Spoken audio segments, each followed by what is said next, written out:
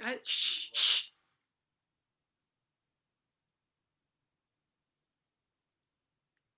Hi. Welcome to the Theosophical Society, the San Francisco Lodge. This is, my name is Mary Power, and I'm really glad you could make it to see this or to hear it. And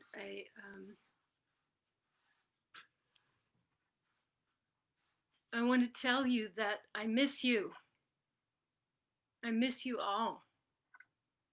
Yeah. And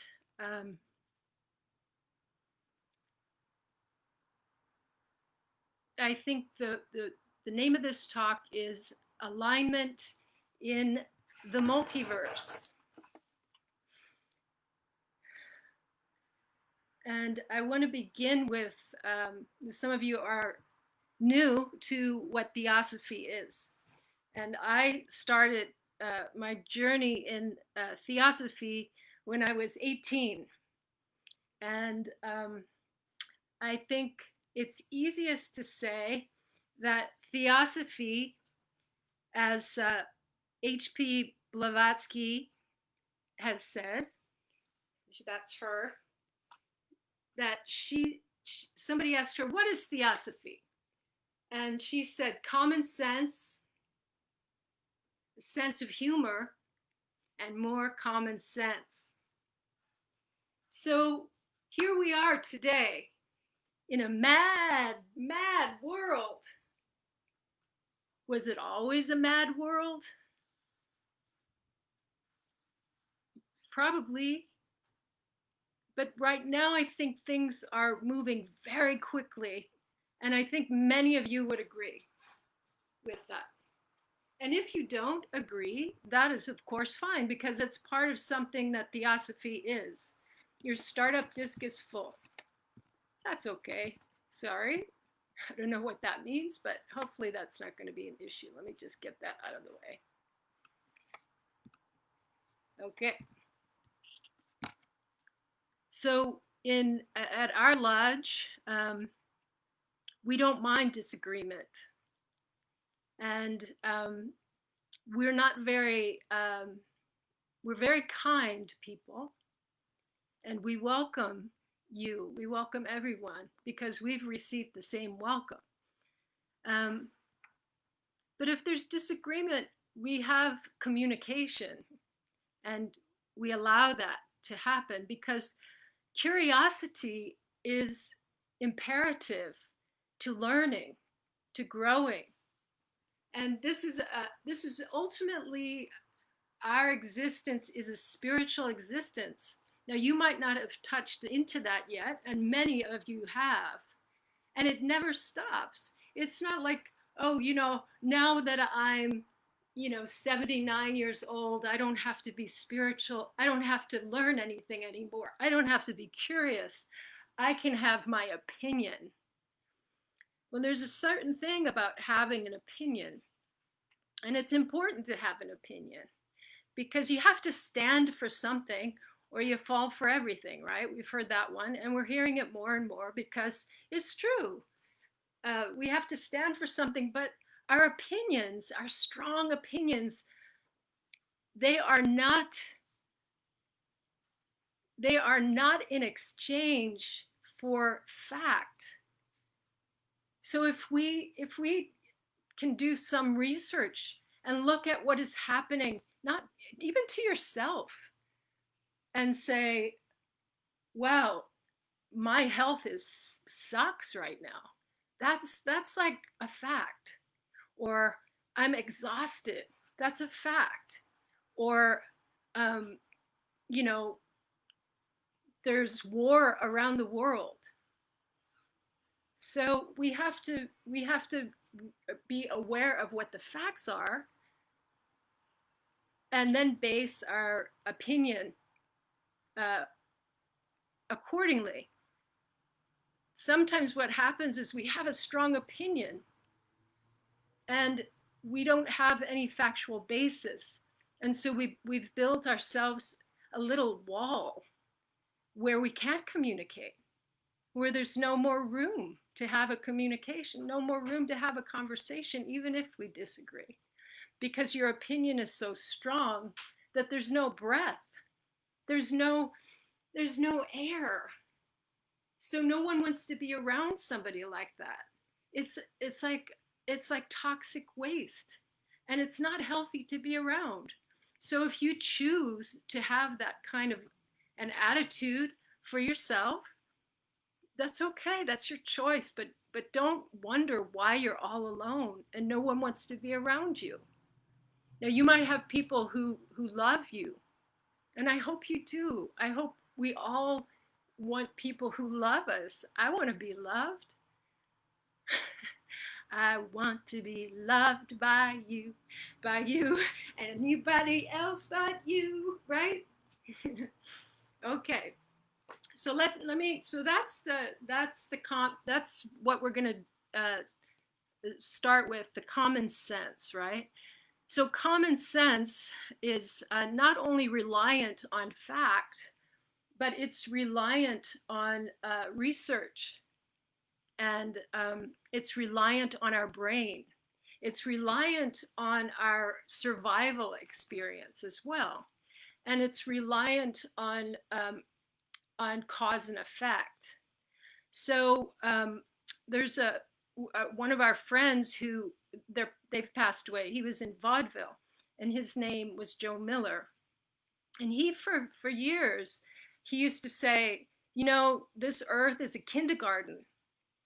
And I was like, no, it's not. It's not a kindergarten. We're so elevated. We're so educated. We're so smart. We're smarter than than an ant, um, or a gnat, or whatever. And but it's for years I've been kind of thinking about that, and today I've come to the thought that maybe we're flunking kindergarten. Because what do we learn in kindergarten? What do we learn? What's some of the first things you learn, right? We have to learn how to control with our prefrontal cortex of our brain. We have to learn discipline. We have to connect our brain and our heart and our body. So, if somebody takes your crayon, you're not going to go and rip their scalp off, right? You might want to. And that's something that we learn when we're really little. And hopefully we can, and we have to continue to learn that all the time. And that comes with skill. And so we have to train ourselves with skill. And what we start with first is we look in the mirror and we say, do I like me? Do I like myself? Do I love me? Do I care about me? And if you say, no, I really don't like that about me, then who's going to change it? Nobody from out here. If I say, no, I really don't love me, and I could care less about me, well, you got to look at that, okay? You got to begin. You got to begin to nourish yourself. What's going to give you love? Flower, something beautiful. And so that brings us to opening up different parts of our brain. Music, right? Listen to music. What nourishes your soul? Turn on some music, flow with it, dance with it, sing with it. Don't let that part of you die. If you play a musical instrument, pick up that rusty piece of music and start dusting it off. And who cares what it sounds like? The neighbors might say, shut up. But, all right, so you can muffle it. But maybe they won't say shut up. We need to hear music. We need to hear laughter. We need to see dance. And so when we're doing this and we're improvising, we are exercising our brain. We're exercising a part of our brain. I believe it's the prefrontal cortex that deals with coordinating and allowing possibility and allowing us to take in information and be flexible and flow. Well, we're in a rhythm right now with a thousand people dying a day. So that's like one person dying is almost, I think it was one person is dying just through the pandemic. I'm not talking about one person dying a day through cancer or one person dying a day from being falling, into a hole or something. I'm talking about the lethal global pandemic. And in our country, as recorded, it's one person is dying a day. Now, that might bother you because you don't believe it, but you don't believe it because it hasn't happened to you. You haven't seen it. So if what you need to do is do some research, maybe go volunteer, and see what reality is for someone else other than your strong opinion of what you think it should be. So one person is dying about every 80 seconds from COVID-19 in our country. Today or yesterday, we had here in Northern California a historic fire tornado in Lassen, California. This is not like, oh no, there's been fire tornadoes. We just never recorded it. No, there's never been a fire tornado. Okay. So here we are. Here we are in this world. And we know that we are also in our country, we are dealing with racial justice. And around the world and in our country, we are dealing with freedom. What this freedom is, it's a responsibility, it's an obligation. We don't get to sit back and say, oh, no, it's not. We've been given this. We've been given this. We have this. This is our privilege. It's not a privilege. This is a gift. This is a gift. It's a gift of life. And not everyone is allowed to even sit here and have this talk. This is a gift. So I was inspired by a talk that Jeff Curtis, one of our members, he's an incredible scientist, and he has inspired many incredible discussions here, and just really stretched our mind and our imagination with science. And one of the talks that he gave always included a variety of topics that he would weave together and help us understand quantum physics. Well, here's one article that he sent. It's called Parallel Universe by Max Tegmark. And this is published in 2005 Scientific America. And I'm going to read just a little bit about this. But before I do, what I wanted to say is that with our brains, we all kind of have heard this before. We have the right side of our brain and the left side of our brain. And the left side of our brain is the rational, analytical, and the right side is the more creative part of our brain, a creative thinking and whatnot. And that there's like these bridges that allow things to travel back and forth, right? And communicate. So what I am positing right now is that in our evolution through, let's just for now say, this kindergarten, because we all are going to have to graduate this kindergarten together. I don't get to graduate the kindergarten without you. And you don't get to graduate the kindergarten without me. And that's just the way it is around here in these parts. So, so I would like to say that yes, we need to develop both sides of our brain.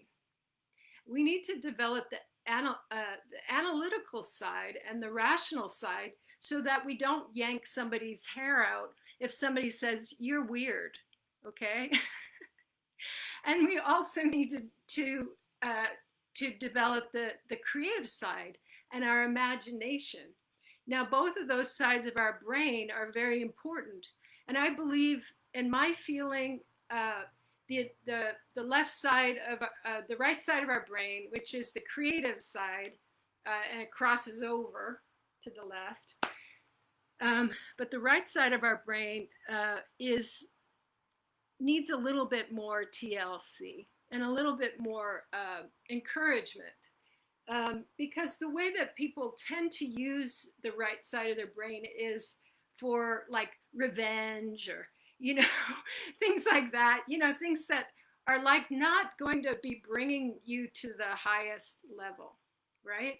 And so we want to reset and we want to recalibrate our awareness and our brain so that we can align with the highest part, with the supreme ultimate, which is Tai Chi, right?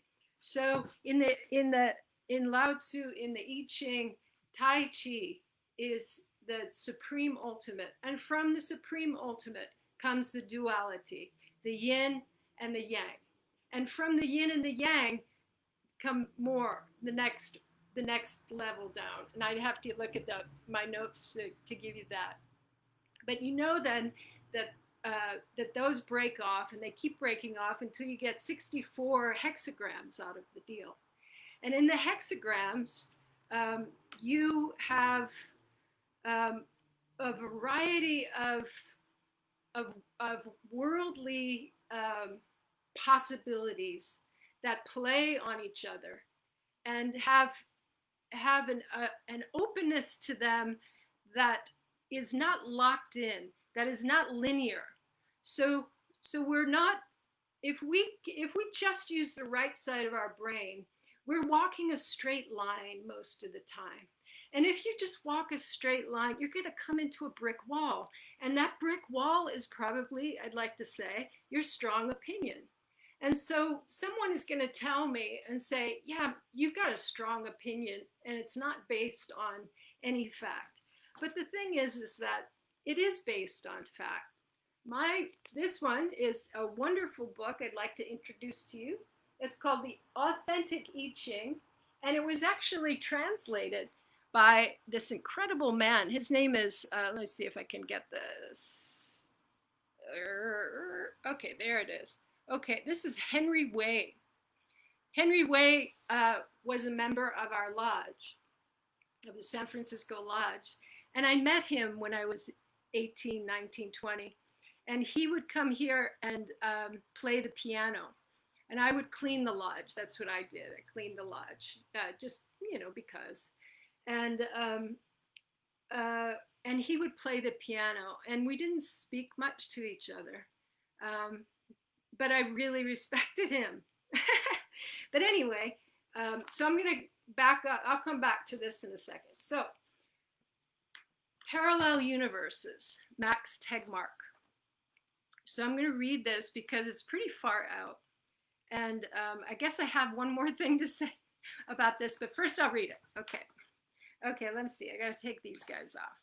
So, is there a copy of you reading this article or listening to this article? A person who is not you, but who lives on a planet called Earth with misty mountains, fertile fields, sprawling cities, in a solar system with 8 other planets? The life of this person has been identical to yours in every respect. But perhaps he or she now decides to put down this article without finishing it, while you read on. The idea of such an alter ego seems strange and implausible, but it looks as if we will just have to live with it, because it is supported by astronomical observations. The simplest, most popular cosmological model today predicts that you have a twin in a galaxy about 10 to the 1028th meters from here. I don't know if I said that right. Yeah, but anyway, you get the idea. The distance is so large that it is beyond astronomical, but that does not make your doppelganger any less real. The estimate is derived from elementary probability and does not even assume speculative modern physics, merely that space is infinite, or at least sufficiently large in size and almost uniformly filled with matter, as observations indicate. In infinite space, even the most unlikely events must take place somewhere. There are infinitely many other inhabited planets, including not just one, but infinitely many that have people with the same appearance, name, and memories of you, who play out every possible permutation of your life choices. So I have, before I even saw this article, but I think it probably before I read it, but I think it had quite an effect on me when Jeff talked about it. And I um, just let it sink in.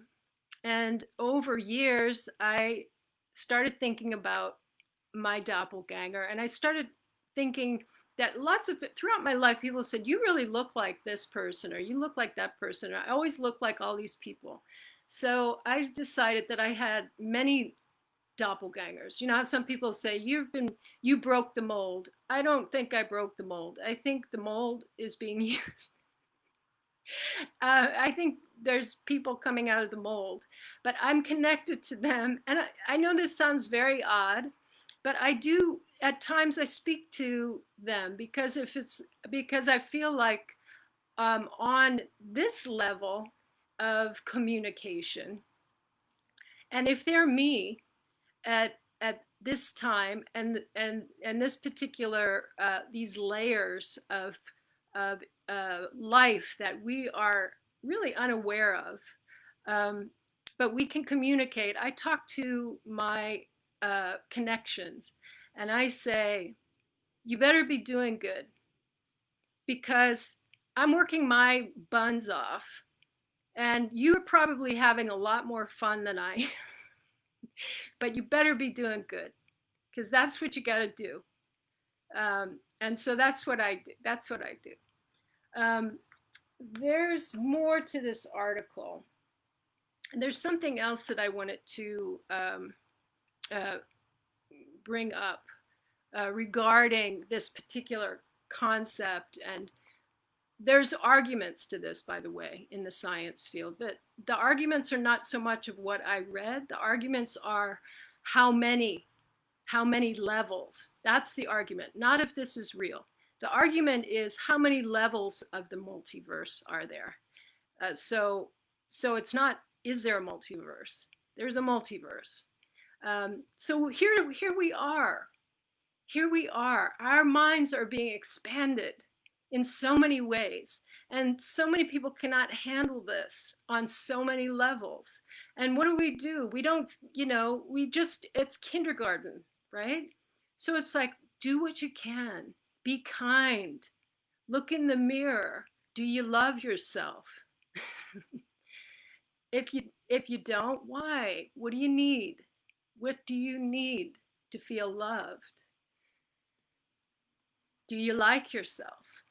If you don't, maybe pick something up. What do you need to learn? Try something new. Try a new language. Learn a song. Do something out of the ordinary that's fun. It doesn't have to be big. Right now, it's probably better to keep everything a little bit more on the novel side, because the rhythm of our time right now is a stop and start rhythm. It's not what we're used to. We're at a stop and start rhythm where it's 2 steps forward, 1 step back at best, right? And so And it could be 2 steps forward, 1 step back, rest, rest, rest. 2 steps forward, 1 step back, sprint. That's kind of what we're doing right here. So, if you can't handle that, just rest. Take it easy. Be kind to yourself first, right? So, I want to read a little bit from the I Ching. There's one that I've been using. Uh, I'm learning this. So I'm learning how, some people, oh yeah, you throw the coins. Well, I'm just beginning. So I haven't even thrown coins or anything. And I think I want to actually, in this book, they teach you how to use the straws. And so I thought that might be kind of cool as well. And from an artistic perspective, from a dance perspective, um, I just gave you some dance choreography for the rhythm. 2 steps forward, 1 step back, rest, rest, rest. 2 steps forward, 1 step back, sprint, that kind of a mix. That's pretty much the rhythm of this dance. And this is one that I've been kind of meditating on lately. This is called, I just opened this book and it just happened to be this one. And I don't know if I'm going to pronounce it properly. So I'm going to give it a try anyway. The Kue hexagram, symbol of separation, and the number is 38. And the lower trigram, Tui, represents marsh water. And the upper trigram, Li, represents fire. Water tends to flow downward, and fire tends to flame up. Each moves in opposite directions from the other, hence the idea of disunion. So I use all of these things in context of choreography, and this is one of you can see how that creates some ideas for movement. So the other, I want to read, I'm not going to go very far on this, but he does an amazing job of the translations, and he does several translations, but this one, so this is the King Wen's judgment on the hexagram.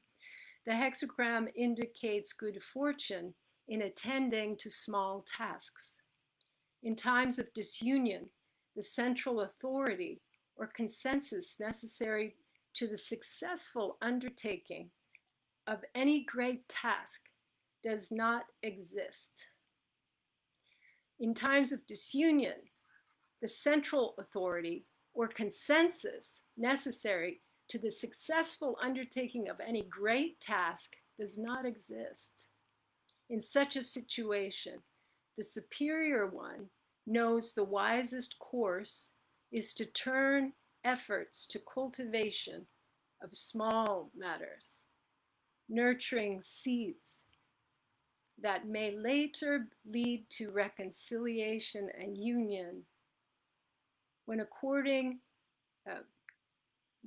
the current period has run its course. This will lead to good fortune. Well, I of course could keep going, but I think maybe that's a good place to end it. So we do a little thing here, and we sing a song here. We do a few corny things at the end of a talk or presentation, but this one's not too bad. So usually we hold hands and kind of form a circle. Who knows what will happen in the future? But right now we're going to think about our courage in our heart. And maybe you don't have courage. Maybe you're afraid. Maybe we have fear. And so we have to recognize that before we can get to the courage. Because courage is not the absence of fear. And I talked about the brain, and I didn't talk much about the heart. But in my view, and in many, many spiritual teachings, the spiritual heart is supreme. And that's where laughter resides. That's where the sense of humor resides. And so we can take a moment and feel each other, even though we're far, we seem far apart, but we have this technology that's creating something that's happening right this second. But this is a recording. So it will go on, and it maybe even go on when I'm not around, which is pretty cool. But if it, in the future, if this still exists, I want you all to know that you are here now already with us. And we have fear and we have courage. And we know what freedom is, and we hold it in our hands. And I'm going to sing a little song for you. So I didn't know how I was going to end it, but I'll sing a little song. We'll see how well this goes. I did bring my guitar. I don't know. I'm not very good at this, but I'm just going to do it anyway. I'll try to keep it short. I've been practicing a different song. Maybe next time I'll sing that one, but let's see how this goes.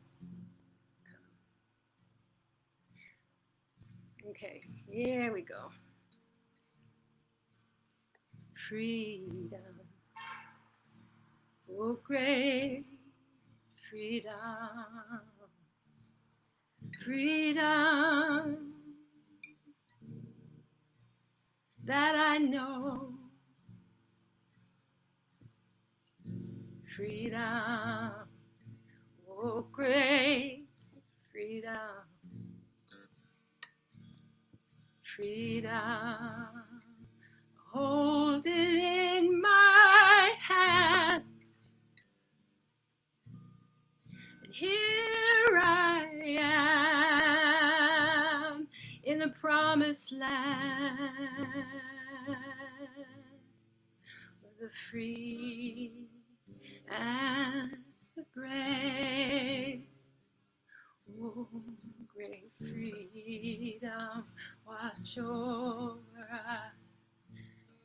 Freedom, watch over us. Freedom, here I am.